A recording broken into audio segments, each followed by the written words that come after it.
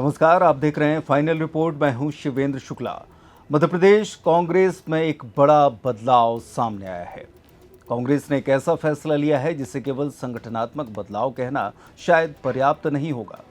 Party ने एक झटके में सभी विभाग, प्रकोष्ठ और उनकी जिला तथा ब्लॉक इकाइयों को भंग कर दिया है। सवाल ये है कि क्या ये केवल नियमित संगठनात्मक प्रक्रिया है या फिर कांग्रेस 2028 के विधानसभा चुनाव से पहले पूरी टीम बदलने की तैयारी कर रही है। पिछले कुछ वर्षों में कांग्रेस लगातार ये महसूस कर रही थी कि उसका संगठन चुनावी स्तर पर उतना प्रभावी नहीं दिख रहा है जितनी की अपेक्षा थी। कई जिलों में संगठन निष्क्रिय होने, विभिन्न प्रकोष्ठों की गतिविधियां सीमित रहने और जमीनी स्तर पर समन्वय की कमी की शिकायतें लगातार सामने आती रही हैं। इसी पृष्ठभूमि में संगठन सृजन अभियान शुरू किया गया था। इसका उद्देश्य केवल पुराने पदाधिकारियों को हटाना नहीं बल्कि पूरे संगठन की कार्यशैली की समीक्षा करना भी माना जा रहा है। अब इस बार कांग्रेस ने केवल राजनीतिक समीकरण नहीं देखे बल्कि प्रदर्शन को भी आधार बनाया है। जिला अध्यक्षों का रिपोर्ट कार्ड तैयार किया गया और उन्हें ए, बी, सी तथा डी श्रेणियों में बांटा गया। यदि रिपोर्ट कार्ड के आधार पर वास्तव में नियुक्तियां और हटाने की प्रक्रिया होती है तो ये कांग्रेस की संगठनात्मक संस्कृति में एक बड़ा बदलाव माना जाएगा। इससे कार्यकर्ताओं के बीच जवाबदेही का संदेश जाएगा। हालांकि डी ग्रेड जिलाध्यक्षों को हटाने की चर्चाएं हैं, लेकिन अंतिम निर्णय और सूची का इंतजार रहेगा। अब ये जो दतिया चुनाव हुए हैं उसके बाद लेकर ये सवाल भी सामने आ रहे हैं कि क्या जीतू पटवारी की टीम भी बदलेगी।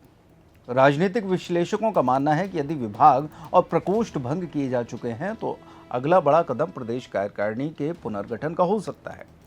यदि ऐसा होता है तो ये जीतू पटवारी के नेतृत्व में कांग्रेस की नई टीम होगी जो आने वाले चुनावों तक पार्टी की रणनीति तय करेगी। कांग्रेस लगातार संगठन को चुनाव केंद्रित बनाने की बात कर रही है। राहुल गांधी संगठन में सक्रियता, जवाबदेही और जमीनी कार्यकर्ताओं की भागीदारी बढ़ाने पर जोर देते रहे हैं। ऐसे में मध्य प्रदेश में उठाया गया ये कदम उसी रणनीति का हिस्सा माना जा रहा है। इसका उद्देश्य केवल पद बांटना नहीं बल्कि संगठन को सक्रिय बनाना बताया जा रहा है। अब राजनीतिक दृष्टि से अगर देखा जाए तो यह फैसला कांग्रेस के लिए अवसर भी है और चुनौती भी। यदि नए संगठन में जमीनी कार्यकर्ताओं को मौका मिलता है, निष्क्रिय इकाइयों को सक्रिय किया जाता है और स्थानीय नेतृत्व को मजबूत बनाया जाता है तो पार्टी को भविष्य में इसका लाभ मिल सकता है। लेकिन यदि ये बदलाव केवल नामों तक सीमित रहा और कार्यशैली नहीं बदली तो इतना बड़ा पुनर्गठन भी अपेक्षित परिणाम नहीं दे पाएगा। तो मध्य प्रदेश कांग्रेस का संगठन सृजन अभियान केवल प्रशासनिक आदेश नहीं बल्कि संगठन की नई दिशा तय करने की कोशिश माना जा रहा है। अब असली परीक्षा नए पदाधिकारियों के चयन, जिलाध्यक्षों पर होने वाली कार्रवाई और नई प्रदेश कार्यकारिणी के गठन के समय होगी। इन्हीं फैसलों से तय होगा कि कांग्रेस का ये प्रयोग पार्टी को नई ताकत देता है या फिर ये भी केवल एक औपचारिक संगठनात्मक कवायद बनकर रह जाता है। अब आगे बढ़ते हैं, जरा सी बात भाजपा की भी कर ली जाए। दतिया की हार के बाद भाजपा में सबसे बड़ा संगठनात्मक एक्शन, क्या अब जवाबदेही की राजनीति तय होगी? दरअसल दतिया विधानसभा सीट पर हुए उपचुनाव में भारतीय जनता पार्टी को मिली हार अब केवल एक चुनावी हार नहीं रह गई है।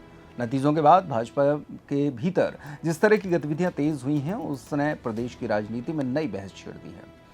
भोपाल में हुई समीक्षा बैठकों के बाद भाजपा ने दतिया जिला कार्यकारिणी को भंग कर दिया है। इसके साथ ही राजनीतिक गलियारों में कई तरह के दावे और चर्चाएं भी तेज हो गई हैं। वो कहीं भीतरघात की बात हो रही है, कहीं वरिष्ठ नेताओं की भूमिका पर सवाल उठ रहे हैं तो कहीं संगठनात्मक जवाबदेही को लेकर भी चर्चाएं हो रही हैं। लेकिन इन चर्चाओं के बीच सबसे बड़ा सवाल ये है कि आखिर दतिया की हार के बाद भाजपा में ऐसा क्या हुआ कि पार्टी को इतने बड़े संगठनात्मक फैसले लेने पड़े। अब दतिया उपचुनाव में कांग्रेस के हाथों मिली हार भाजपा के लिए बड़ा राजनीतिक झटका मानी जा रही है। चुनाव परिणाम आने के तुरंत बाद पार्टी नेतृत्व ने भोपाल में समीक्षा बैठकें की और उसके बाद दतिया जिला कार्यकारिणी को भंग करने का फैसला लिया गया। राजनीतिक जानकारों का मानना है कि भाजपा चुनावी हार के बाद समीक्षा तो करती रही लेकिन पूरे जिला संगठन को एक साथ भंग करने जैसे फैसले कम ही देखने को मिलते हैं। इसलिए इस कार्रवाई को संगठनात्मक अनुशासन का बड़ा संदेश माना जा रहा है। चुनाव परिणाम के बाद सोशल मीडिया और कुछ राजनीतिक चर्चाओं में दावा किया गया कि इस कार्रवाई केवल जिला पदाधिकारियों तक सीमित नहीं रही बल्कि बूथ स्तर तक के हजारों कार्यकर्ता भी इससे प्रभावित हुए हैं। कुछ दावों में कहा गया है कि दतिया जिले के 711 पोलिंग बूथों पर नियुक्त बूथ कार्यकर्ताओं के साथ सेवढ़ा और भांडेर क्षेत्रों की संरचना को मिलाकर लगभग 7,500 से 8,000 कार्यकर्ताओं के संगठनात्मक ढांचे को भी समाप्त कर दिया गया। हालांकि भाजपा की ओर से अब तक ऐसी कोई आधिकारिक जानकारी सार्वजनिक नहीं की गई है जिसमें इतने बड़े स्तर पर बूथ कार्यकर्ताओं को हटाने या उनकी समितियां भंग करने की पुष्टि की गई हो, इसलिए इस दावे की स्वतंत्र पुष्टि नहीं हो सकी है। हालांकि दतिया की हार के बाद सबसे ज्यादा चर्चा पूर्व गृह मंत्री डॉक्टर नरोत्तम मिश्रा को लेकर हो रही है। राजनीतिक हलकों में यह सवाल उठ रहा है कि क्या पार्टी इस हार के लिए उनकी भूमिका की भी समीक्षा कर रही है। इसी बीच सोशल मीडिया और कुछ राजनीतिक सूत्रों के हवाले से यह दावा किया गया कि भाजपा प्रत्याशी आशुतोष तिवारी ने पार्टी नेतृत्व के सामने कुछ डिजिटल सामग्री और कथित ऑडियो वीडियो साक्ष्य प्रस्तुत किए हैं जिनमें भीतरघात के संकेत होने की बात कही जा रही है। हालांकि इन दावों की भाजपा ने आधिकारिक पुष्टि नहीं की है। दूसरी ओर डॉक्टर नरोत्तम मिश्रा ने स्वयं फेसबुक पोस्ट के माध्यम से सभी अटकलों को खारिज करते हुए कहा कि उनके और आशुतोष तिवारी के बीच 25 वर्षों का पारिवारिक रिश्ता है। उन्होंने सोशल मीडिया पर चल रही बातों को भ्रामक और असत्य बताया तथा कार्यकर्ताओं से एकजुट रहने की अपील की है।